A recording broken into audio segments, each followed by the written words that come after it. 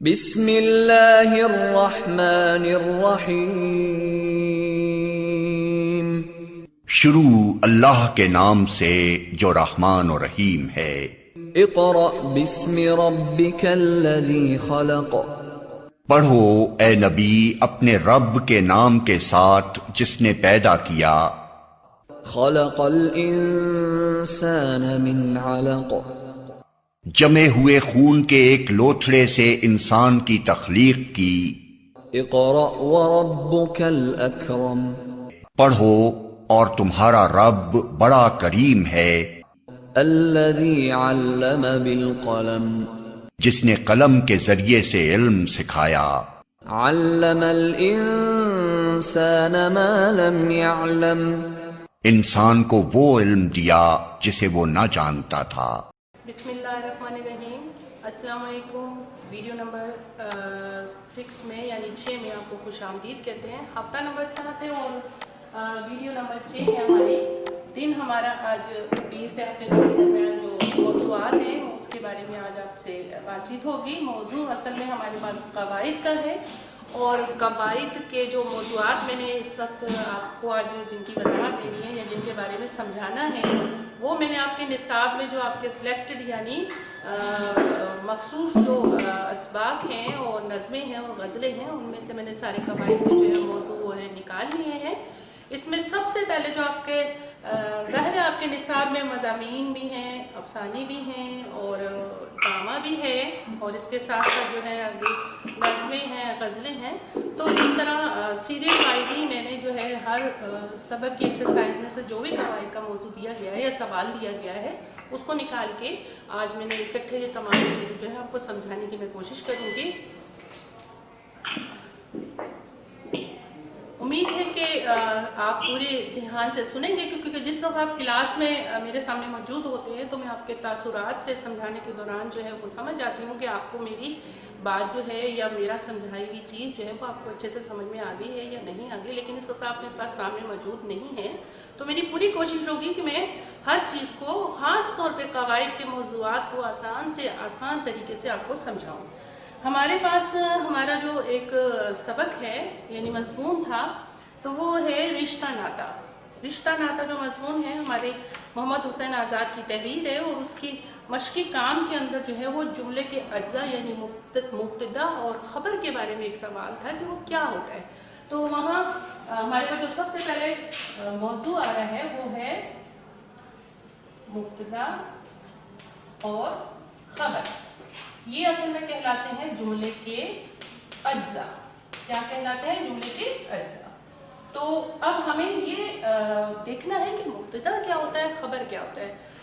تعریف بھی میں آپ کو بتاؤں گی لیکن اس سے پہلے اگر ہمارے سامنے کوئی مثال آتی ہے، مثال کے تھرو یا مثال کے ذریعے سے اگر ہم کسی قواعد کے ٹاپک کو یا عنوان کو یا موضوع کو سمجھتے ہیں تو وہ ہمیں بجائے اس کے کہ ہم تعریف پڑھیں ہمیں مثال سے جو ہے وہ چیز زیادہ جلدی سمجھ میں آتی ہے۔ آپ نے کلاس میں بھی دیکھا ہوگا کہ میں مثالوں کے ذریعے جو ہے آپ کو قواعد کے موضوعات جو ہے وہ واضح کرتی ہوں۔ تو یہاں ایک جملہ ہمارے پاس اگر ہے احمد آیا، سادہ سا ایک چھوٹا سا جملہ میں نے آپ کے سامنے بورڈ پہ تحریر کرا ہے۔ اگر ہم اس کو بار بار پڑھیں احمد آیا، احمد آیا یعنی یہ جملہ ہمیں کچھ بتا رہا ہے کہ کوئی آیا ہے۔ تو ہمارے پاس جملے کے جو دو اجزاء مبتدا یا خبر دو جو سامنے ہمارے موجود ہیں اس میں سب سے پہلے ہم دیکھ رہے ہیں کہ ایک ہمارے پاس خبر آ رہی ہے کہ احمد آیا۔ تو جہاں ہمیں پتہ چل رہا ہے کہ کوئی آیا تو یہ جو چیز ہے یہ کیا کہلائے گی؟ خبر۔ اور پھر خبر جس کے بارے میں دی جا رہی ہے کہ کون آیا؟ احمد آیا، ٹھیک ہے، یعنی آیا وہ ہو گیا خبر کا حصہ۔ اب دوسرا جو حصہ ہے جس کے بارے میں خبر دی جا رہی ہے وہ کہلاتا ہے مبتدا۔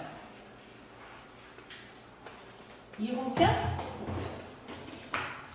یعنی سیدھی سی مثال کے ذریعے سے ہمیں یہ چیز پتہ چل گئی کہ خبر کیا ہے، مبتدا کیا ہے۔ یعنی جملے کے دو حصے، پہلا ہے مبتدا۔ مبتدا کی تعریف یہ ہو گئی کہ جس شے یا جس چیز کے بارے میں بتایا جا رہا ہے हाँ, ये जो जितनी भी चीज़ मैंने अभी आपको समझाई है कवायद के लिहाज से बेटा, अगर इसमें कोई मुश्किल आपको भी इस वक्त पेश आ रही है या समझने में मुश्किल हो रही है तो आप अभी मुझे बताइए, मैं दोबारा रिपीट कर दूंगी। लेकिन जितनी वजाहत से मैं समझा रही हूँ यकीनन आसान सी तारीफ़ें हैं, ये क्लास में भी हो चुकी हैं, तो इस वक्त सिर्फ दोहराई के तौर पे मैं आपको बता रही हूँ। जी बेटा, कोई सवाल जो अभी तक मैंने आपको मुब्तदा और ख़बर के बारे में जैसे समझाया है मिसाल के ज़रिए से, अगर आपको कुछ इसमें कोई चीज़ समझ में नहीं आया तो आप पूछ सकते हैं।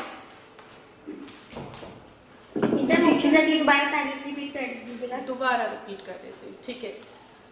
जुमले के अज्जा, आपका पहला जो रिश्ता नाता सबक है उसमें कवायद के लिहाज से एक ये सवाल आया हुआ है कि ये क्या होता है जुमले के अज्जा यानी मुब्तदा या ख़बर जो है वो क्या चीज़ है। तो मैंने आपको मिसाल के ज़रिए से बताया कि एक छोटी सी मिसाल हमारे सामने लिखी है, अहमद आया, ठीक है, अहमद आया। अगर हम इस जुमले को बार बार ज़रा सा दोहराते तो हमें ये चीज़ इसमें पता चल रही है कि अहमद के आने का जिक्र है, यानी किसी का आना या जाना जो है वो एक खबर हमें दी जा रही है। तो यहाँ पे हमें बताया गया कि अहमद आया। हमारे पास जुमले के दो अज्जा हैं, मुब्तदा और ख़बर। सबसे पहले हमें ख़बर के बारे में मालूमात हो गई या पता चल गया कि अहमद आया, तो आया जो है वो एक खबर हो गई। अब जो खबर है और जिसके बारे में खबर दी गई है वो हमारे पास मुब्तदा, यानी मुब्तदा वो चीज़ या शख्स के बारे में जिक्र किया जाए, जिसके बारे में बताया जाए, जिसका जिक्र किया जाए, वो कहलाता है मुब्तदा जुमले के अंदर। इसी तरीके से उसकी निस्बत से जिस बात का जिक्र किया जाए जुमले के अंदर वो कहलाता है खबर। इसी तरीके से आप और भी मिसालें लिख सकते हैं कि वो गया, वो गया। अब गया क्या है, हमारे पास खबर, और जिसके बारे में खबर दी गई है वो कहलाता है मुब्तदा। यानी जुमले के ये दो हिस्से हो गए, एक हिस्सा कहलाया खबर, एक हिस्सा कहलाया मुब्तदा। अब जो दो हिस्से हो गए, अब उसको बार बार दोहरा के हमने इसमें फ़र्क करना है कि खबर कौन सा हिस्सा है और मुब्तदा कौन सा हिस्सा है। इसी तरीके से आप बहुत सारी मिसालें लिख कर जो है उसके दो हिस्सों में तकसीम उसकी कर सकते हैं, लेकिन ये पहले वाज़ेह करेंगे पढ़ के बार बार कि उसमें खबर क्या है और मुब्तदा क्या है। तो जिस चीज़ का जिक्र किया जाए, जिस शख्स का जिक्र किया जाए वो कहलाता है मुब्तदा, और जिस शख्स या चीज़ की निस्बत से उसके बारे में बताया जाए वो कहलाती खबर। ओके बेटा, इसके बाद हमारा अगला मौजू है इसी तरीके से अगले सबक के अंदर, वो है मुरक्कब ताम और मुरक्कब नाक़िस। क्या होता है यहाँ पर मैंने आपको क्लास में भी बताया था कि मुरक्कब ताम क्या होता है। मुरक्कब ताम ऐसे जुमले होते हैं जिसमें हमारी गुफ्तगू या बातचीत जो है वो वाज़ेह हो रही हो, यानी ऐसे जुमले जिसमें हमारी मुकम्मल बातचीत हो, मुकम्मल गुफ्तगू हो और हम सामने वाला हमारी बात को या हमारी गुफ्तगू को पूरी तरह समझ गया हो। जैसे कि एक जुमला था आपका बुढ़ापा बचपन का दौरे सानी होता है।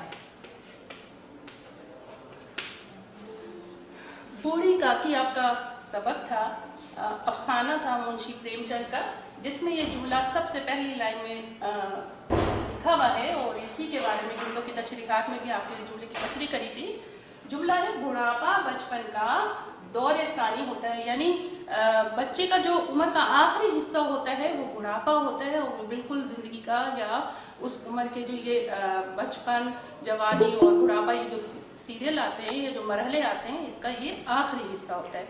तो अब ये पूरी बातचीत यानी गुफ्तगू को इस जुमले में जो है वो बंद कर दिया गया है, और ये जुमला जो है हमें ये सारी बातचीत है, ये गुफ्तगू जो है वो समझा रहा है और हमें अच्छी तरीके से इस चीज़ की समझ में आती है।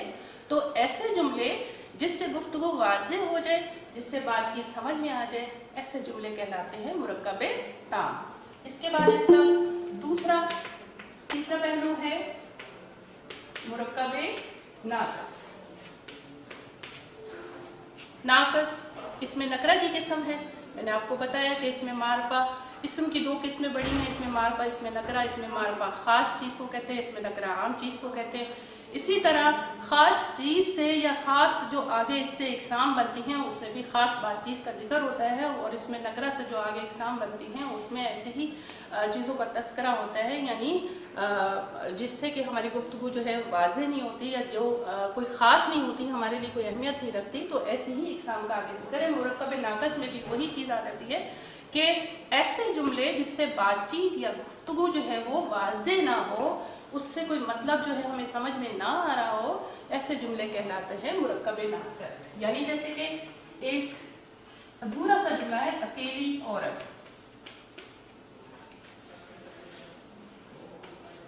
وہ بھاگا۔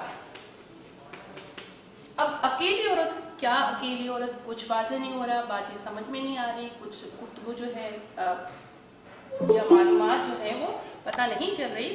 وہ بھاگا، کہاں دوڑا، کہاں گیا، کچھ پتہ نہیں چل رہا۔ تو ایسے ادھورے سے جو الفاظوں کا مجموعہ ہوتا ہے، ایسے ادھورے سے لفظوں کی جو تحریر ہوتی ہے، وہ جو ہمیں بات چیت نہیں سمجھا پاتی یا ہمیں مطلب جو ہے واضح نہیں کر پاتی، وہ کہلاتے ہیں مرکب ناقص۔ یعنی یہ بالکل ہی آپ کو سمجھ میں آ گیا ہوا اچھی طریقے سے کہ مرکب تام ایسے الفاظ یا ایسے جملے جو بات چیت کو واضح کر رہے ہوں، مرکب تام کہلاتے ہیں، اور ایسے جملے یا ایسے الفاظوں کا مجموعہ جو بات چیت کو واضح نہ کر رہے ہوں، سمجھ میں نہ آ رہی ہو گفتگو، کہلاتے ہیں مرکب ناقص۔ تو امید ہے کہ آپ کا جو دوسرے سبق سے قواعد سے جو سوال جڑا ہوا ہے وہ بھی آپ کو سمجھ میں آ گیا ہوگا۔ آپ کو ابھی مرکب تام اور مرکب ناقص کے بارے میں سمجھایا بیٹا، اگر اس یقین ہے کہ آپ کو سمجھ میں آ گیا ہوگا۔ اگر آپ کوئی سوال پوچھنا چاہتے ہیں تو اس موضوع سے منسلک کوئی بھی سوال اس ٹائم کر سکتے ہیں، میں آپ کو اچھے سے دوبارہ اس کے بارے میں سمجھا سکتی ہوں۔ جی پوچھیے۔ ٹیچر جیسے آپ نے مرکب ناقص میں اگزامپل دیے، وہ بھاگا، ٹھیک ہے، اس سے بھی مبتدا اور خبر نکل رہا ہے نا، مبتدا اور خبر، وہ بھاگا۔ مبتدا اور خبر کے بارے میں جو پہلے اس سے پہلے سمجھایا ہے، جیسے وہ بھاگا تو وہ مبتدا اور خبر بھاگا۔ جی اس میں آپ کو بتاتی ہوں وہ بھاگا، اس میں دیکھیں بھاگا جو ہے وہ ہمارے پاس ایک خبر ہے، ٹھیک ہے، اور جس چیز جو خبر جس کے بارے میں دی جا رہی ہے وہاں پہ کوئی نام نہیں ہے لیکن لفظ، یعنی میں نے آپ کو بتایا کہ یہ اس میں ضمیر استعمال ہوتے ہیں، نام کی جگہ پہ جو لفظ استعمال ہوتے ہیں اس کو اس میں ضمیر کہتے ہیں، تو وہاں بھاگا جس کے بارے میں بات چیت ہو رہی ہے وہ کہلائے گا مبتدا، ٹھیک ہے۔ اور کچھ اچھا جی، آپ کو میں نے سمجھایا مرکب تام کے بارے میں، مرکب ناقص، مبتدا اور خبر، یہ آپ کے وہ موضوعات ہیں جو آپ کے مشق کی کام سے جڑے ہوئے ہیں۔ میں ان سب کو ایک جگہ اکٹھا کر کے آپ کو اس لیے سمجھا رہی ہوں کہ جب آپ مشق کی کام کرنے بیٹھیں تو یہ موضوع جو ہے اس کی مشق آپ کو اچھے سے آنی چاہیے، کیونکہ قواعد کا کام ہمیشہ سمجھ کے، اچھی طرح سمجھ بوجھ کے اور مشق کی طریقے سے عملی طور پہ مشق کر کے کرنا جو ہے وہ زیادہ بہتر ہوتا ہے، بجائے اس کے کہ ہم ان کی تعریفوں کو جو ہے وہ رٹیں یا بار بار ایسی پڑھیں اور وہ پھر ہمیں سمجھ میں نہ آئے اور ہم اس کا کام کرنے بیٹھے تو ہمارے لیے بہت ساری مشکلات جو ہے وہ پیدا ہو جاتی ہیں۔ یہ چیزیں سمجھ لیتے ہیں تو ہمارے لیے بہت آسانی ہو جاتی ہے۔ اس کے بعد آپ کے پاس آگے ایک موضوع آتا ہے سابقے اور لاحقے۔ یہ بہت آسان سا ہے، ہر جماعت میں، ہر لیول پر آپ نے یہ کام اس کا کرا ہوگا، چھوٹی جماعتوں سے سلسلے شروع ہوئے ہیں، لیکن یہاں پر ہمیں یہ پھر دہرانا بہت ضروری ہے۔ ایک چھوٹی سی مثال کے ذریعے میں آپ کو بتاتی ہوں، تعریف بھی ہم اس کی خود بآسانی لکھ سکتے ہیں کہ کسی بھی مفرد لفظ سے پہلے لگایا جانے والا لفظ جو ہے وہ کہلاتا ہے سابقہ، اور اسی تعریف کے اگر الٹ کر دیا جائے کہ کسی بھی مفرد لفظ کے بعد میں لگایا جانے والا لفظ جو ہے وہ کہلاتا ہے لاحقہ۔ جیسے مثال کے طور پہ میں نے ایک لفظ لے لیا، مفرد لفظ وہ یعنی جس کے کوئی نہ کوئی مطلب ہوتے ہیں، ٹھیک ہے، لفظ وہ ہونے چاہیے جو بامعنی ہو۔ کسی بھی مفرد لفظ سے پہلے لگایا جانے والا لفظ، یعنی فرض کریں میں نے لگا دیا نا، ٹھیک ہے، نا کو سمجھ کے ساتھ اگر ہم نے ملایا تو یہ بن جاتا ہے نا سمجھ، ٹھیک ہے۔ بہت آسان سی مثال کے ساتھ میں آپ کو سمجھا رہی ہوں، اس کے ذریعے سے ہم بہت سارے ایسے آگے جو ہے اور مزید مثالیں بنا سکتے ہیں. یعنی کسی مفرد لفظ سے پہلے لگایا جانے والا لفظ جو ہے وہ ہمارا کہلاتا ہے سابقہ، اور اس سابقہ لفظ کو جب ہم مفرد لفظ کے ساتھ ملا کے لکھتے ہیں تو جو نیا لفظ ہوتا ہے وہ بھی بامعنی ہوتا ہے، یعنی اس کے بھی معنی ہوتے ہیں. جیسے مثال کے طور پہ مفرد لفظ ہم نے سمجھ لیا، سمجھ کا مطلب ہوتا ہے عقل، عقل کے ساتھ یعنی اس کے ساتھ میں نے ایک سابقہ لگا دیا تو یہ بن گیا ناسمجھ. اب ناسمجھ کا مطلب ہوتا ہے کہ بے وقوف. ٹھیک ہے، اسی طرح دوبارہ میں نے اگر اسی لفظ کو لیا، اس کے بعد میں نے ایک لفظ لیا دار. جی بیٹا، آپ نے جو بھی لکھا ہے یہ نہ سمجھ، تو اس میں جو نہ ہے یہ سابقہ ہے. جی سابقہ. میں پھر دوہرا دیتی ہوں، کسی مفرد لفظ سے پہلے لگایا جانے والا لفظ کہلائے گا سابقہ. یہ کیا ہے؟ کہلائے گا سابقہ. ٹھیک ہے، اور اس سے جو نیا لفظ تیار ہوگا، نہ سمجھ ہمارے پاس وہ لفظ آیا ہے تو ہم اب اس پہ غور کریں گے کہ جو ہم نے سابقہ لگایا تھا وہ سابقہ اس لفظ کے ساتھ جڑ کے جو نیا لفظ بنا ہے وہ سابقہ ہم نے درست لگایا یا نہیں. یعنی ہم یہ ججمنٹ یا یہ جو ہے نتیجہ خود بھی نکال سکتے ہیں کہ جو ہم نے سابقہ لگایا ہے وہ لفظ صحیح ہے یا نہیں.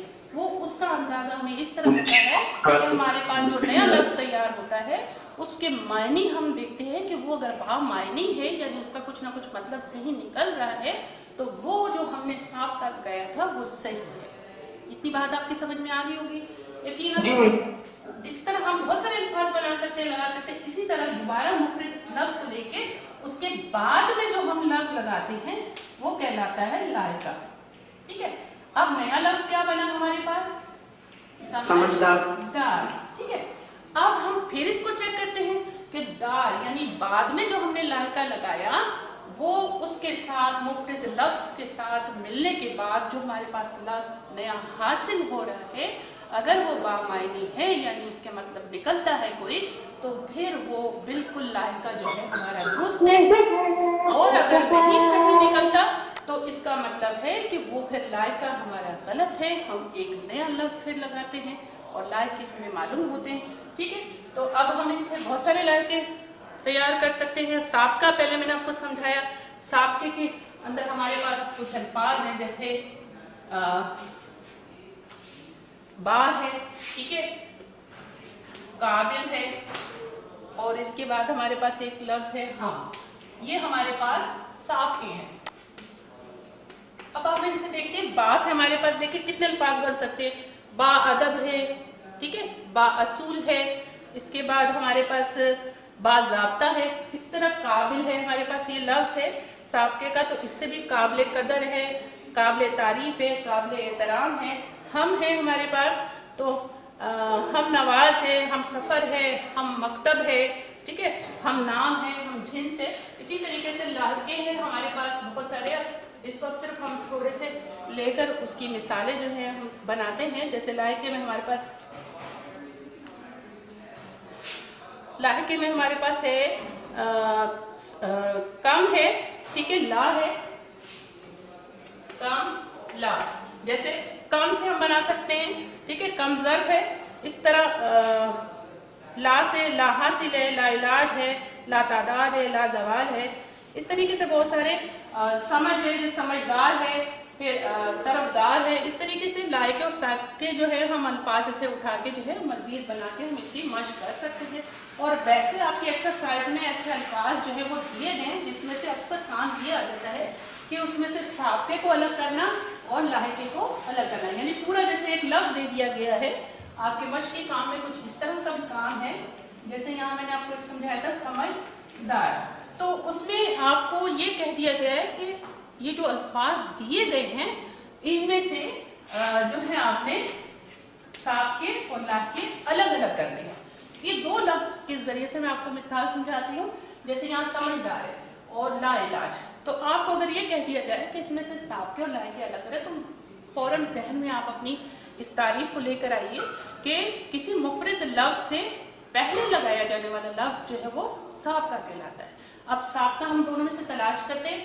مفرد لفظ علاج ہے، اس سے پہلے لگایا جانے والا لفظ جو ہے وہ سابقہ کہلاتا ہے. تو یہاں پہ دیکھیے لا ہمارے پاس کیا ہے؟ سابقہ. ٹھیک ہے، اسی طرح کسی مفرد لفظ کے بعد میں لگایا جانے والا لفظ کیا کہلاتا ہے؟ لائقہ. تو یہاں مفرد لفظ ہے سمجھ، اس کے بعد لفظ لگایا ہوا ہے دار، تو یہ کہلاتا ہے لائقہ. اب یقیناً سمجھ میں آ گیا ہوگا مشقی کام میں اکثر اس طرح بھی کام کرنے کو آ جاتا ہے کہ آپ الفاظ کو الگ کریے، یعنی مفرد لفظ جو حاصل ہوا ہے آپ کے پاس اس میں سے سابقہ اور لائقہ جو ہے وہ الگ کیجیے. تو مجھے امید ہے کہ آپ کو یہ جو ہے سمجھ میں آ گیا ہوگا. اگر آپ اس موضوع سے کوئی سوال کرنا چاہتے ہیں.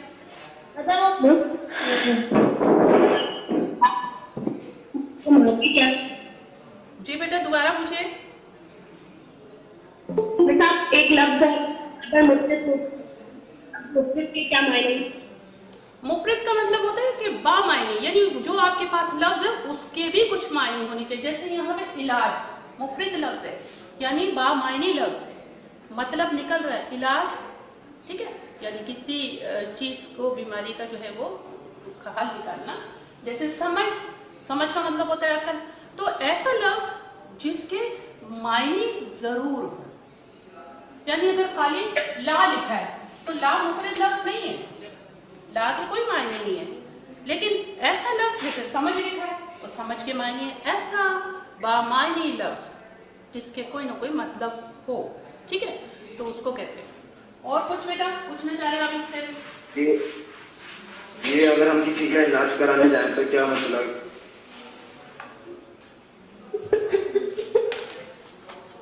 اچھا بہرحال آگے بڑھتے ہیں. ہمارے پاس آگے ٹاپک آ رہا ہے، موضوع ہے مصرع اول اور مصرع ثانی. مصرع اول اور مصرع ثانی کے لیے ہمیں ایک شعر کی ضرورت پڑے گی. ظاہر ہے مصرع کسے کہتے ہیں، شعر جو ہے وہ کیا ہوتا ہے. یہ میں نے آپ کو جب نظمیں پڑھائی میں نے آپ کو بتایا کہ کسی بھی نظم یا غزل کی ایک لائن جو ہے وہ مصرع کہلاتی ہے. یعنی کسی غزل یا نظم میں بہت ساری لائنیں ہوتی ہیں اشعار کی، تو اس میں خالی ایک جو لائن ہوتی ہے، یہ ایک جو سطر ہوتی ہے، یہ کہلاتی ہے مصرع. یہ میں نے آپ کو پہلے بھی سمجھایا، آج پھر ہم اس کو دہراتے ہیں. اب یہاں پر ہم سے سوال کیا جا رہا ہے، یہاں پہ میں نے آپ کو بتایا ایک سطر کہلاتی ہے مصرع. اسی طریقے سے اگر ہم ایک نظم میں دیکھتے ہیں کتنے مصرے ہیں، 1 2 3 4 5 6، یعنی 6 مصروں پر مشتمل یہ نظم ہے یا غزل ہے.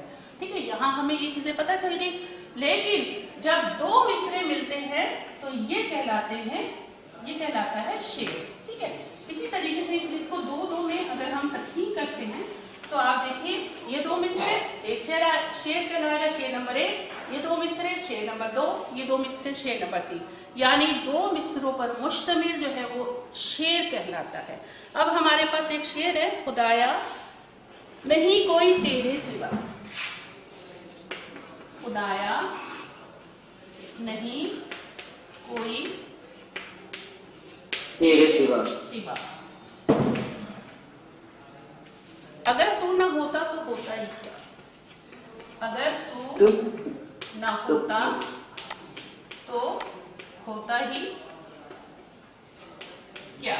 میں نے ابھی آپ کو بتایا کہ ہر لائن جو ہے، ہر سطر جو ہے مصرع کہلاتی ہے. یہاں پہ پہلا مصرع یہ ہے، دوسرا مصرع یہ ہے، یہ مکمل ایک شعر ہے. اب ہمارے پاس اصل جو قواعد کا موضوع ہے وہ مصرع اول. ٹھیک ہے، یعنی کسی بھی شعر کا پہلا مصرع مصرع اول کہلاتا ہے. ٹھیک ہے، اولا یا اول کہلاتا ہے، مصرع اول. اور کسی بھی شعر کا دوسرا مصرع مصرع ثانی کہلاتا ہے. ثانی کا مطلب ہوتا ہے آخر. ٹھیک ہے، اور ہم اس کو آخر نہیں کہتے، مصرع ثانی یعنی آخری مصرع. ٹھیک ہے، کسی بھی شعر کا پہلا مصرع جو ہے وہ مصرع اول کہلاتا ہے، اور دوسرا شعر کا دوسری لائن یا دوسرا جو مصرع ہوتا ہے وہ کہلاتا ہے مصرع ثانی. یقیناً سمجھ میں آ گیا وہ بہت آسان سا موضوع ہے، ٹاپک ہے. اور اگر آپ اس وقت اس سے جی بیٹا کوئی سوال کرنا چاہتے ہیں آپ؟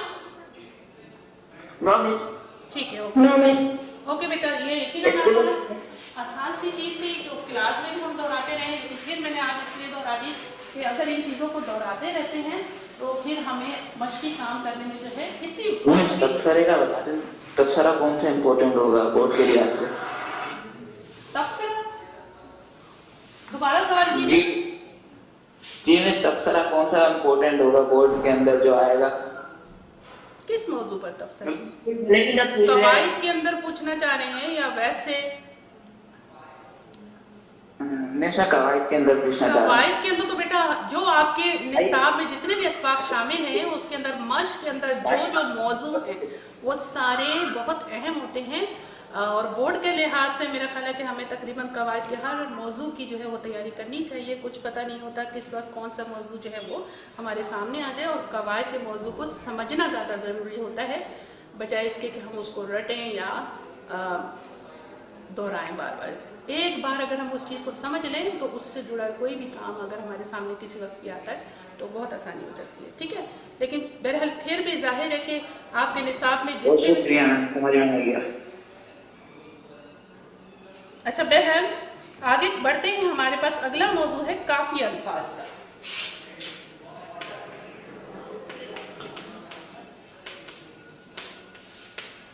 کافی الفاظ کیا ہوتے ہیں؟ ایسے الفاظ جو ہم آواز ہوں مگر معنی اور املا کے لحاظ سے مختلف ہوں. ٹھیک ہے، پھر دہراتی ہوں، ایسے الفاظ جو ہم آواز ہوں، یعنی جب ہم ان کو بولتے ہیں اور پڑھتے ہیں تو ان کی آواز جو ہے وہ ملتی جلتی ہوتی ہے. جیسے محشر، رہبر، ٹھیک ہے، بستر. آپ الفاظ پہ غور کریے کہ جب ہم ان کو بولیں گے تو ہماری آواز جو ہے وہ ملتی جلتی ہوگی. یعنی محشر، رہبر، بستر، ٹھیک ہے، کوثر، یہ آپ نے نام میں الفاظ پڑھے ہوں گے آپ کے نصاب میں، کیونکہ یہ سب جو بھی میں کام سمجھا رہی ہوں وہ آپ کے نصاب میں شامل ہے. اس میں دیکھیں، ہم آواز یعنی آواز ان کی ملتی جلتی ہے. ٹھیک ہے، ہم آواز یعنی آواز جو ہے ان کی ملتی جلتی ہے، پر املا مختلف ہے اور معنی مختلف ہے. ٹھیک ہے، یہ دو چیزیں جو ہیں وہ مختلف ہیں. تو ایسے الفاظ جو ہم آواز ہوں مگر املا اور معنی سے جو ہے وہ مختلف ہوں وہ کہلاتے ہیں کافی الفاظ. ٹھیک ہے، اب کافی الفاظ یقیناً سمجھ میں آ گئے ہوں گے، لیکن ہم اس کے ساتھ ہی ایک دوسرا موضوع سمجھتے ہیں، وہ ہے ردیف.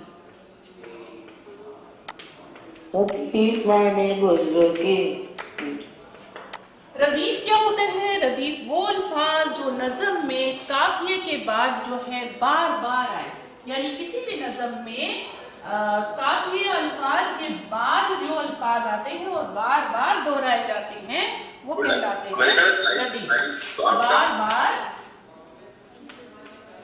قافیے کے بعد بار بار دہرائے جانے والے الفاظ. اب آپ ڈیفینیشن یعنی تعریف تو سمجھ گئے، لیکن اب مثال سے دیکھیے ہم اس کو کیسے واضح کرتے ہیں. تو ہمارے پاس ہمارے نصاب میں ظاہر جو بھی کام ہے اگر ہم نصاب کے ذریعے سے سمجھیں گے تو وہ ہمیں زیادہ اچھے طریقے سے سمجھ میں آئے گا. یہ چیز آپ کی سمجھ میں آ گئی کہ کافی الفاظ جو وہ ہم آواز ہوتے ہیں، املا اور معنی کے لحاظ سے مختلف ہوتے ہیں. یہاں 4 لفظ لکھے ہوئے، محشر، رہبر، بستر، کوثر.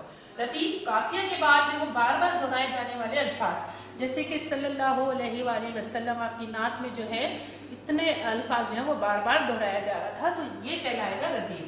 یہاں پہ اب شعر کے ذریعے ظاہر اگر ہم نظم میں دیکھتے ہیں کہ ہم قافیہ الفاظ کیا ہوتے ہیں اور ردیف کیا ہے، تو وہ چیز میں آپ کو ایک شعر کے ذریعے سمجھاتی ہوں.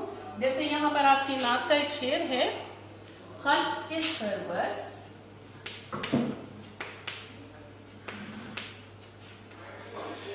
شافعِ محشر صلی اللہ علیہ وسلم. ٹھیک ہے، مرسل داور خاص پیغمبر صلی اللہ علیہ وسلم. میں نے آپ کو بتایا کافی الفاظ، یعنی کسی بھی شعر کے اندر پہلے کافی الفاظ تلاش کرتے ہیں تو دیکھیے سرور، محشر، داور، پیغمبر، یعنی یہ دو الفاظ ہیں. املا کے لحاظ سے تو مختلف مختلف ہیں مگر جو ہے آواز جو ہے ان کی وہ ایک جیسی آ رہی ہے. تو یہ ہو گئے کافی الفاظ. یہ کون سے الفاظ ہو گئے؟ کافی الفاظ. کافی الفاظ. ٹھیک ہے. اس کے بعد کافی الفاظ کے بعد جو ہے وہ الفاظ جو بار بار دہرائے جا رہے ہوں وہ کہلاتے ہیں ردیف. جیسے صلی اللہ علیہ وآلہ وسلم، صلی اللہ علیہ وآلہ وسلم، تو یہ کیا کہلائیں گے؟ ردیف. یقیناً شعر کے ذریعے سے آپ کو یہ چیز سمجھ میں آ گئی ہوگی کہ وہ آواز جو ہم آواز ہوں کافیہ کہلاتے ہیں، اور کافیے کے بعد جو ہے وہ الفاظ جو بار بار دہرائے جا رہے ہوں نظم میں وہ کہلاتے ہیں ردیف. جی اس موضوع سے کوئی سوال اگر آپ کرنا چاہتے ہیں تو کر سکتے ہیں. جی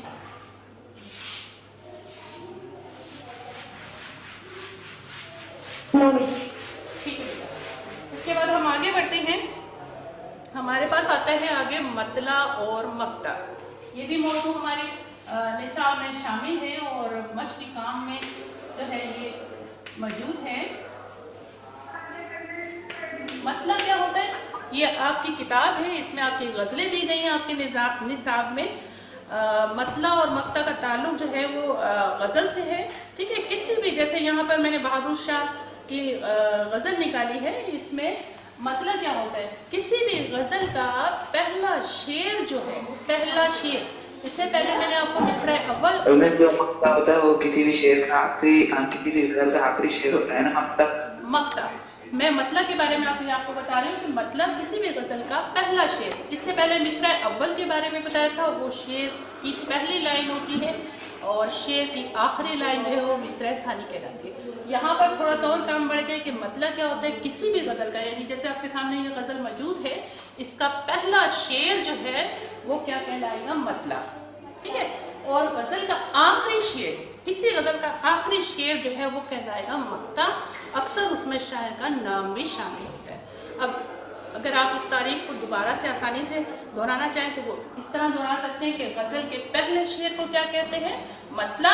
اور غزل کے آخری شعر کو کیا کہتے ہیں؟ مقطع، جس میں شاعر جو ہے اپنا تخلص. غزل اور رباعی میں کیا فرق ہے؟ یہ بھی آپ کو بتا دیں گے. غزل کے بھی معنی میں آگے بھی آپ کو اسی موضوع پر آ رہی ہوں، لیکن یہ جیسے نصاب میں مضامین دیے گئے ہیں اور وہ افسانے اور ڈرامے دیے گئے، تو ہر ایک میں کچھ نہ کچھ تھوڑا بہت مشقی کام ہے قواعد کا. تو وہ سارا جو ہے میں ایسے سیریل وائز آپ کو سمجھا رہی ہوں، تو اس طرح سمجھتے ہم آگے بڑھیں گے تو میں یہ بھی آپ کو بتا دوں. اچھا جی، ظاہر ہے کہ اب ہم آگے چلتے ہیں. ہمارے پاس ہم نے اپنے نصاب میں مضمون بھی پڑھے ہیں، افسانے بھی پڑھے ہیں، ڈرامے بھی پڑھے ہیں. تو اب سب سے پہلے مضمون کی ذرا سی تعریف ہو جائے. مضمون جو ہے وہ نثر کی وہ صنف ہے جس میں کسی بھی متعین موضوع پر انسان جو ہے اپنے خیالات کا، اپنے جذبات کا، اپنے احساسات کا جو ہے وہ ذکر کرتا ہے، اس کا اظہار کرتا ہے، چاہے وہ زبانی کرے یا تحریری طور پر کرے. موضوع جو ہے اس کے لیے جو ہے اس میں کوئی قید نہیں ہوتی. موضوع، ہر قسم کے موضوع پر جو ہے وہ ہم اپنے تمام جو ہے اظہار خیال جو ہے وہ کر سکتے ہیں. ٹھیک ہے. اس کے بعد موضوع کی لیکن خاص جو ہے وہ ترتیب ہوتی ہے، جیسے کہ ہم کسی بھی مسئلے کا سب سے پہلے تعارف بیان کرتے ہیں، پھر دوسرے نمبر پہ اس کی حمایت اور اس کی مخالفت میں دلائل دیتے ہیں، اور تیسرا ہے نتیجہ. جیسے اب آپ نے سب سے پہلے اپنا نظریہ پاکستان سبق پڑھا تھا. نظریہ پاکستان میں آپ نے دیکھے میں نے اپنے موضوع کے لیے خاص اصول بتایا کہ سب سے پہلے آپ نے اس کا تعارف کرانا ہے. تو نظریہ پاکستان میں اب دیکھیں سب سے پہلے قیام پاکستان سے پہلے جو ہے اس وقت کے حالات کا ذکر ہے، تفصیل کے ساتھ پاکستان کی تاریخ جو ہے اس کا ذکر ہے. آپ نے تفصیل سے وہ سبق پڑھا. اس کے بعد مسئلے کی مخالفت اور حمایت میں جو ہے وہ دلائل دینے، یعنی نظریہ پاکستان کے اوپر جو گفتگو پھر شروع ہوئی بیچ میں کہ اگر نظریہ پاکستان کا پاس رکھیں گے تو ہمیں کس طرح زندگی گزارنی ہے، اور اگر ہم اس سے ہٹ جائیں گے تو ہماری زندگی یا ہمارے ملک کا جو ہے وہ کیا حال ہو جائے گا. اور آخر میں جو ہے نتیجہ، یعنی یہ بتایا گیا کہ ہمیں کیا کرنا ہے، اور اگر ہم اس چیز کا جواب کس طرح دے سکتے ہیں. ہمیں سب کے سامنے اپنے عمل کا جواب دینا ہوتا ہے کہ اگر ہم اپنے ملک سے، اپنے نظریے سے مخلص نہ ہوں. تو یہ جو 3 طریقے ہیں کسی بھی مضمون کو لکھنے کے لیے، یہ بہت ضروری ہوتے ہیں، اور اسی تینوں طریقوں کے ذریعے سے ہمارے نصاب میں جو ہے کئی سارے مضمون موجود ہیں، جس میں نظریہ پاکستان ہے، غلام مصطفیٰ خان کا قومی ہمدردی ہے، الطاف حسین حالی کا، اور رشتہ ناتا. یہ ہمارے مضامین ہیں جو ہم نے پڑھے ہیں. اس کے بعد آتا ہے ناول. ٹھیک ہے. ناول سادہ زبان میں ایسی کہانی کو کہتے ہیں جس میں انسانی زندگی کے جی بیٹا کوئی سوال کرنا چاہتے ہیں آپ؟ افسانہ جو ہے وہ ناول کا حصہ ہے ویسے؟ جی افسانہ میں بھی آپ کو یہی بتا رہی ہوں کہ ناول سادہ زبان میں ایسی کہانی کو کہتے ہیں جس میں انسانی زندگی کے معمولی اور روزانہ جو زندگی کے واقعات جو اس کے ساتھ پیش آتے ہیں، ہمارے سب کے ساتھ واقعات کچھ نہ کچھ ہوتے رہتے ہیں، تو جو روزانہ کے واقعات ہیں ان کو بڑے دلچسپ انداز میں تحریر کرنا جو ہے یہ کہلاتا ہے ناول لکھنا. اور ناول کے اندر چھوٹے چھوٹے سے جو ہے وہ افسانے ہوتے ہیں. افسانہ دراصل ایک چھوٹی سی مختصر کہانی ہوتی ہے. ان چھوٹی چھوٹی کہانیوں کو جو ہے ایک جگہ جب ہم اکٹھا کر دیتے ہیں تو وہ ناول کی شکل اختیار کر جاتا ہے. اس میں مختلف جو ہے موضوع ہوتے ہیں، لیکن اس میں سب سے زیادہ ضروری جو ہوتا ہے وہ پلاٹ ہوتا ہے، منظر نگاری ہوتا ہے. پلاٹ یعنی وہ جگہ کا تعین کرنا کہ وہ کون سی جگہ ہے، کون سا علاقہ ہے، ٹھیک ہے. پھر منظر نگاری ہوتی ہے کہ ماحول، اس کے بعد کردار نگاری ہوتی ہے، اور پھر مکالمے آ جاتے ہیں. یہ سب اس کے بنیادی جو ہے اجزاء ہیں، عناصر ہیں. ہمارے پاس نصاب میں اصغری نے لڑکیوں کا مکتب بٹھایا، یہ بھی ایک افسانہ ہے، ٹھیک ہے. اور یہ بڑا ایک ناول ہے، مرات العروس جو ہے ڈپٹی نذیر احمد کا، اس سے ماخوذ ہوا ہے. اس کے بعد منشی پریم چند کا آپ نے پڑھا بوڑھی کاکی، ٹھیک ہے، یہ بھی افسانہ ہے. یہ بھی ایک منشی پریم چند کے منتخب افسانے ہیں، ان میں سے لیا گیا ہے. تو یہ بڑے دلچسپ سے افسانے جو ہیں وہ ہمارے اس میں شامل ہیں، لیکن یہ ناولوں سے ماخوذ ہے. اس کے بعد آتا ہے ڈرامہ. ڈرامہ یونانی لفظ ہے، ڈراؤ سے نکلا ہے، جس کے معنی ہے عمل یا اداکاری کر کے دکھانا، ٹھیک ہے، یا دوسرے لفظوں میں کچھ کر کے دکھانا. تو اب یہ جو ہے ڈرامے کہانی جو اداکار جو ہیں وہ اسٹیج پر جو ہیں وہ پیش کرتے ہیں اپنی آواز کے ساتھ، اپنے تاثرات کے ساتھ، اپنے مکالموں کے ساتھ، ٹھیک ہے. شہید ڈرامہ آپ کی نصاب میں موجود ہے مرزا ادیب کا. آپ نے دیکھا اس میں بہن کا کیا کردار ہے، والد کا کیا کردار ہے، والدہ کا کیا کردار ہے، ان کے کیا مکالمے ہیں، ان کی کیا گفتگو ہے. اس کے بعد شادہ کا کیا اس میں حصہ ہے، اور وہ کس طریقے سے اس میں کس جگہ پر شامل ہے، اور اس نے کیا کردار ادا کرا، یا اس نے اس وقت کیا مکالمے بولے. تو یہ جو ڈرامے کے اجزاء ہیں، جو پلاٹ ہے، منظر نگاری، بات چیت، یہ ساری چیزیں آپ کے نصاب میں اس ڈرامے کے اندر شامل ہیں، اور بہت اچھے سے آپ اس میں ان تمام چیزوں کو تلاش کر سکتے ہیں اور واضح کر سکتے ہیں.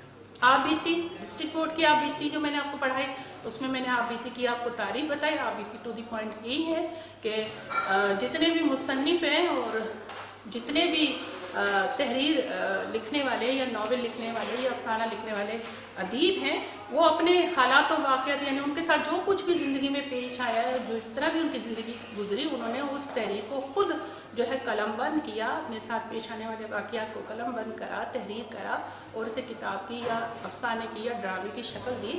تو یہ کہلاتا ہے آپ بیتی. اس کے بعد ہمارے پاس نظم آتے ہیں.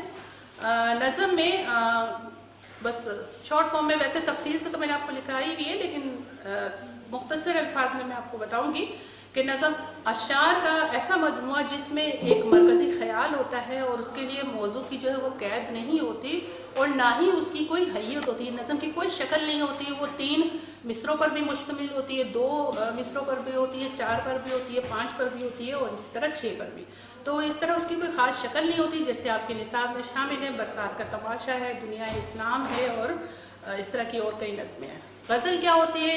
غزل عربی زبان کا لفظ ہے جس کے معنی ہے حسن و عشق کے بارے میں بات کرنا، یعنی عورت کے بارے میں بات چیت کرنا، ٹھیک ہے. آپ کے نصاب میں بہت ساری غزلیں ہیں. غزل کی ایک مخصوص جو ہے وہ شکل ہوتی ہے، اور اس کا ہر شعر جو ہے ایک مکمل جو ہے معنی دے رہا ہوتا ہے، مکمل بات چیت جو ہے بیان کر رہا ہوتا ہے. پہلے شعر کے دونوں مصرے ہم قافیہ ہوتے ہیں، ٹھیک ہے، اور پہلے شعر کو غزل کے میں نے ابھی بتایا کہ مطلع کہتے ہیں، اور آخری شعر کو جو ہے وہ مقطع کہتے ہیں. تو اور قومی شاعری کیا ہوتی ہے؟ جس شاعری کے اندر جو ہے وہ کوئی مقصد بیان کیا جا رہا ہو، قومی امنگوں کی ترجمانی کی جا رہی ہو، ملک و قوم کی ترقی کے لیے تمنا رکھتے ہو، اس کی ترقی کی آرزو رکھتے ہو، تو ایسی شاعری جو ہے وہ قومی شاعری کہلاتی ہے، جیسے کہ جیوی جیوی پاکستان. یہاں یہ جو اہم موضوع تھے میں نے یہاں آپ کے سامنے دہرا دیے، لیکن ایک موضوع ڈرامہ شہید کے لحاظ سے مکالمہ نگاری کا تھا. مکالمہ نگاری کی میں تعریف آپ کو بتاتی ہوں، اس کے بعد میں آپ کو بتاتی ہوں کہ مکالمہ ہوتا کیا ہے. جیسا کہ آپ کے اس میں ایک سوال ہے حب الوطن کے لحاظ سے مکالمہ نگاری کرنا. मकालमा निगारी क्या होता है? दो अफराद के दरमियान बातचीत होती है, चाहे वो वैसे तो दो अफराद के दरमियान तहरीरी या ज़बानी जो भी बातचीत होती है उसको हम मकालमा निगारी कहते हैं, लेकिन ये दो से ज़्यादा अफराद भी अगर आ जाए इस बातचीत में तो वो भी मकालमा निगारी कहलाती है। इस तरह हम अपने ख्यालात जो हैं वो एक दूसरे तक पहुंचा सकते हैं और एक दूसरे के ख्यालात से आगाह हो सकते हैं। मकालमा निगारी ज़बानी भी होती है और तहरीरी भी होती है। तहरीरी मकालमा निगारी ड्रामे में, अफसाने में, नावल में और फिल्म के लिए जो है वो तहरीर की जाती है और इसमें जो है बातचीत बार बार दोहराई नहीं जाती, ठीक है। मौका महल की मुनासबत से जो है वो बातचीत की जाती है, जुमले जो है मुख्तसर बयान किए जाते हैं, तो ये कहलाती है मकालमा निगारी। जैसे कहा हमारे पास मौजू है हुब्बे वतन का, जाहिर है इस वक्त अगर आप मेरे सामने मौजूद होते तो दो मैं तालबात के दरमियान मकालमा निगारी करा के आपका ये मौजू जो है अमली तौर पे जो है वो वाज़े कर सकती थी, लेकिन यहाँ पर मैंने एक मदद ली है एक अपनी साथी टीचर से, तो उसके सामने मैं आपके सामने मकालमा निगारी का ये थोड़ा सा अमली नमूना पेश करती हूँ। यकीनन आपको बहुत अच्छे से समझ में आ जाएगा। बस आप अपने जहन में इस बात को मद्देनज़र रखें कि मकालमा निगारी का मकसद ये है, मायने ये है कि दो अफराद या दो से ज़्यादा अफराद के दरमियान बातचीत करना। जी, ये ऐसा तालिब इल्म यहाँ पर इस वक्त मौजूद है और मैं इनकी टीचर की हैसियत से यहाँ पर सामने मौजूद हूँ आपके। तो इस वक्त हमारा मौजू है हुब्बे वतन। इसके ऊपर थोड़ी सी बातचीत हम शुरू करेंगे। मौजू मैंने इसीलिए वही उठाया जो आपके हिसाब में मौजूद था सवाल के अंदर, ताकि आपको पता चल जाए कि हमने जो है मकालमा निगारी का काम जो है खुद करना है, पर किस तरह करना है। जी, अस्सलाम वालेकुम मिस। वालेकुम सलाम। मुझे आपकी मदद चाहिए थी जी बेटा, किस मज़मून लिखने के लिए जिसका मौजू है हुब्बुल वतनी। ठीक तो है, आप मेरी मदद कर दीजिए मिस ये मज़मून लिखने में। बिल्कुल करेंगे बेटा। आप सबसे पहले आपको मजमून लिखना है, तो जैसा कि आपको पता है कि मजमून लिखने के लिए हमें जो है आगाज़, नफ्स मजमून और इख्तिताम का जो है वो ख्याल रखना है। मद्देनज़र रखते हुए इन बातों को हम मजमून शुरू करेंगे। तो अगर हम इसकी शुरुआत जो है किसी शेर से करें तो वो हमारे लिए बहुत अच्छा होता है और उससे हमारे मजमून का जो है वो अहमियत जो है वो बढ़ जाती है। तो जैसे अब हमारे पास आपके पास ये मौजू है हुब्बे वतन, तो आप शुरुआत ऐसे करेंगी उसके एक शेर से कि जैसे ए वतन तुझसे नया अहद वफा करते हैं, माल क्या चीज़ है हम जाँ फिदा करते हैं। सबसे पहले आप ये शेर लिखिए, उसके बाद आप हुब और वतन के मायने बताइए। वतन यानी खित्ता और ज़मीन, हुब का मतलब होता है मोहब्बत। जी, इस तरह जब आप शुरू करेंगी तो ये शुरुआत जो है किसी मजमून को लिखने में जो है इंतहाई जो है बेहतर है और खूबसूरत अंदाज है। जी मिस, जैसा कि आपने अभी ये शेर से बताया कि हम आगाज़ करेंगे, तो इस शेर में ये बताया गया कि जान फिदा करते हैं अपने वतन पे, तो क्या कोई वाकई अपने वतन के लिए अपनी जान कुर्बान कर सकता है? बिल्कुल, ये तो हमें फितरत ने सिखाया है। आप देखिए, एक छोटा सा परिंदा तिनका जमा कर कर अपना घोंसला बनाता है, और अगर उसका घोंसला कोई तोड़ देता है या वो टूट जाता है तो कितना तड़पता है और कितनी तकलीफ महसूस करता है। तो अपने ज़मीन से और अपने खित्ते से, अपने घर से मोहब्बत का तो फितरत ने हमें सबक दे दिया है। इसके अलावा आप देखिए, नबियों ने और औलिया ने भी अपने वतन से मोहब्बत का इजहार करा है मुख्तलिफ मौके पर। तो सबसे पहले तो हमें अगर अपने खित्ते से मोहब्बत नहीं है, अपनी ज़मीन से मोहब्बत नहीं है, तो हम एक अच्छे मुहब्बे वतन नहीं हैं। हुब मोहब्बत यानी मोहब्बत है तो हम मुहब्बे वतन कहलाएंगे।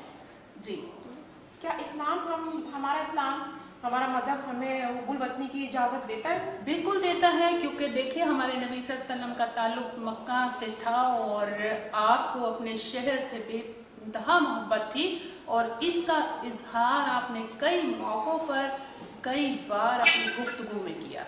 जी, तो हम अपने वतन से मोहब्बत का इजहार किस तरह कर सकते हैं? हम अपने मोहब्बत का इजहार कई तरीक़ों से कर सकते हैं, क्योंकि हम अपने वतन में अपने मुख्तलिफ तरीक़ों से जीत होता है। एज़ अ तालिब इल्म की हैसियत से भी हम अपने मोहब्बत का इजहार कर सकते हैं, शहरी होने की हैसियत से भी, या अगर हम किसी अफवाद में शामिल हैं तो एक सिपाही की हैसियत से अपने वतन से किस तरह मोहब्बत का इजहार कर सकते हैं। लेकिन इस वक्त सबसे ज़्यादा जब हम एज़ अ तालिब इल्म जो है अपनी ज़िंदगी गुजार रहे हैं, तो तालिब इल्म की हैसियत से हम पर यह फ़र्ज़ है कि सबसे पहले हम अपने मकसद को हासिल करें, यानी इल्म हासिल करें, अपनी तालीम को मुकम्मल करें, और जब मुआशरे में अमली किरदार अदा करने का वक्त आए तो उस वक्त हम अपने मुल्क के लिए کیا کر سکتے ہیں، اس کی بہتری کے لیے کیا کر سکتے ہیں، اس کا فیصلہ کریں۔ تو جیسا کہ مس آج کل کے جو حالات ہیں، دہشت گردی اور یہ سب، تو کیا اس کی اہم وجہ وطن سے محبت کی کمی کا ہونا ہے؟ بالکل، یہ چیزیں تو ہماری حب الوطنی کو توڑ رہی ہیں، ہماری جڑوں کو کمزور کر رہی ہیں۔ یعنی ایک سچے پاکستانی کی حیثیت سے یا ایک سچے محب وطن کی حیثیت سے ہمیں وطن سے جتنی محبت ہونی چاہیے، وہ جو ہے یہ باتیں جو ہیں اس چیز کو ختم کر رہی ہیں۔ آپ نے دیکھا رشوت ہمارے معاشرے میں عام ہو گئی ہے، گروہ بندی سب سے زیادہ جو ہے وہ سر فہرست ہے۔ اس کے علاوہ لسانی اور علاقائی تعصبات جو ہے، زبانوں کا جو یہ فرق آ گیا ہے۔ بہت بہت شکریہ کہ آپ سے مجھے بہت مدد ملی، اہم نکات ملے۔ اب میں اس کی مدد سے اپنا مضمون بہت اچھے سے تیار کر سکتی ہوں۔ بالکل آپ کر سکتی ہیں، اور اس کے علاوہ آپ کو اور بھی کبھی معلومات چاہیے تو آپ ضرور مجھ سے لے سکتی ہیں، اور یقیناً امید ہے کہ آپ اس تمام معلومات کے ذریعے سے ایک بہترین مضمون جو ہے وہ تیار کر سکیں گے۔ شکریہ مس، بہت بہت۔ یقیناً آپ کو مکالمہ نگاری سمجھ میں آ گئی ہو کہ ایک موضوع کو منتخب کر کے ہم دو افراد کے درمیان کس طرح کی مکالمہ نگاری کر سکتے ہیں۔ اس وقت جو ہے تقریباً جتنے بھی آپ کے نصاب میں موضوع شامل تھے وہ سب میں نے قواعد کے وہ اس وقت تحریر کر کے اور فہرست بنا کر جو ہے آپ کو تمام باتیں سمجھا دی ہیں۔ اگر آپ اس ٹائم کوئی سوال کرنا چاہتے ہیں ان موضوعات کے تھرو تو آپ کر سکتے ہیں۔ یقیناً میں آپ کو پھر دوبارہ جو ہے وہ جی بیٹا، آپ نے حب الوطنی میں جو اپنے شروع میں شعر بولا، جب اس کا ہم مضمون لکھیں تو وہ شعر لکھنا ضروری ہے؟ اگر آپ یہ ضروری نہیں ہے، آپ شعر کوئی بھی وطن سے جڑا کسی بھی شاعری کا آپ شعر جو ہے اوپر تحریر کر سکتے ہیں۔ میں نے آپ کو پہلے بھی بتایا کہ اگر ہم کسی مضمون کو لکھتے ہیں، اگر اس کی شروعات اشعار سے کریں تو ایک شاعری بھی ایک گفتگو ہے، تو گفتگو کرنے کے کئی پہلو ہوتے ہیں، نثری طریقہ بھی ہے، یہ بھی ہے، لیکن اگر ہم کسی بھی مضمون کو تحریر کریں تو اگر شعر سے شروع کریں تو ہماری ابتدا جو ہے اس مضمون کو لکھنے کی وہ اچھی ہوتی ہے اور تحریر جو ہے وہ اچھی ہوتی ہے۔ جی ایکسکیوز می مس، جی بیٹا، السلام علیکم مس، میرا کوشچن ہے کہ نمبر 6 میں دیا ہے گزشتہ سال صبح سے رات تک کے واقعات، میں کرنا کیا ڈیفائن کر سکتے ہیں تھوڑا سا؟ جی دوبارہ پوچھے گا بیٹا، مجھے سوال سمجھ میں نہیں آیا آپ کا، جی پوچھیے دوبارہ۔ ڈسٹرکٹ بورڈ کی ڈسپینسری میں آپ نے خوراک کے بعد ایک کوشچن دیا ہے، گزشتہ کل صبح سے رات تک کے واقعات لکھیے، آپ سے تھوڑا ڈیفائن کر دیں۔ کس کے واقعات لکھے؟ سوال ابھی بھی صبح سے لے کے صبح سے لے کے جی جی ٹھیک ٹھیک، آپ نے ڈسٹرکٹ بورڈ کی ڈسپینسری میں آپ نے سوال دیا ہے کہ کل صبح سے شام تک کے واقعات لکھیں، ان کو آپ یہ کلیئر کر دیں کہ اس میں جی بیٹا جی سمجھ گئی ٹھیک ہے۔ ڈسٹرکٹ بورڈ کی ڈسپینسری میں یہ سوال ہے تو یہ ٹوٹلی تخلیقی لکھائی کا سوال ہے، اس لیے میں نے آپ کو یہ سلوشن میں اس طرح نہیں کر کے دیا، کیونکہ اس ہر ایک کے ساتھ جو ہے صبح سے لے کے شام تک کے حالات جو ہے وہ مختلف ہیں، ٹھیک ہے۔ فرض کریں آپ صبح اٹھے ہیں، آپ نے صبح کیا کرا ہے اور اس کے بعد آپ نے ایک ٹائم ٹیبل کے مطابق اکثر زندگی ہوتی ہے، آپ پڑھتے بھی ہیں، آپ کھیلتے بھی ہیں، آپ اپنے دوستوں سے بات چیت بھی کرتے ہیں، آپ فون پہ بھی خیر خرید معلوم کرتے ہیں، کسی کی ذمہ داری بھی کرتے ہیں، کسی کا حال چال بھی پوچھتے ہیں، اور اس طریقے کے جو واقعات صبح سے شام تک آپ کے ساتھ پیش آئے ہیں، جو باتیں ہوئی ہیں، آپ اس کا جملوں کو ترتیب سے دے کر جو ہے آپ لکھیں گے تو یہ ایک پیراگراف کی شکل اختیار کر جائے گا اور یہی آپ کا جو ہے واقعہ کہلائے گا، ٹھیک ہے۔ اس میں آپ اہم واقعہ کی تحریر کریں گے تو آپ تمام قواعد کے تمام عنوانات کو دہرائے اور عملی مشق بھی کریں، ٹھیک ہے۔ یعنی کوئی بھی موضوع ہے آپ اس کی مثالوں سے اس کی جو ہے مشق کریں تو یہ آپ کو تمام باتیں بہت اچھے سے سمجھ میں آ جائیں گی۔ اس کے ساتھ ساتھ جو ہے آپ کو موضوع افسانہ اور ڈرامہ اور ناول اور نظم اور غزل، یہ جو آپ کے نصاب میں دی ہوئی چیزیں ہیں اور اس کی تعریف لکھوائی بھی گئی ہے، ساتھ ساتھ جیسے جیسے کام چلتا رہا ہے اور آج میری زبانی دہرائی بھی ہے تو آپ ان چیزوں کو بہت اچھے سے یاد کریں، کیونکہ بورڈ میں آپ کا ان سے منسلک کوئی بھی سوال جو ہے وہ آ سکتا ہے، ٹھیک ہے۔ تمام موضوع جو ہے وہ بہت اہم ہے، اور ان کا یاد کرنا بھی اور ان کی مشق کرنا جو ہے وہ بہت ضروری ہے. امید ہے کہ آپ کو تمام چیزیں سمجھ میں آ گئی ہوں گی. انشاءاللہ اگلی ویڈیو جو ہے وہ اعادے کی ہے اور آپ کا ایک سبق ہے اونٹ کے نام سے طنز و مزاح کا، تو انشاءاللہ اس کی دہرائی کریں گے اگلے ویڈیو میں. اور نصاب کے مکمل ہونے کے بعد جو ہے آپ اپنا مشقی کام جو ہے وہ تمام اپنی کاپی پہ منتقل کریں. انشاءاللہ اگلی ویڈیو پہ پھر حاضر ہوں گے. جب تک کے لیے اللہ حافظ.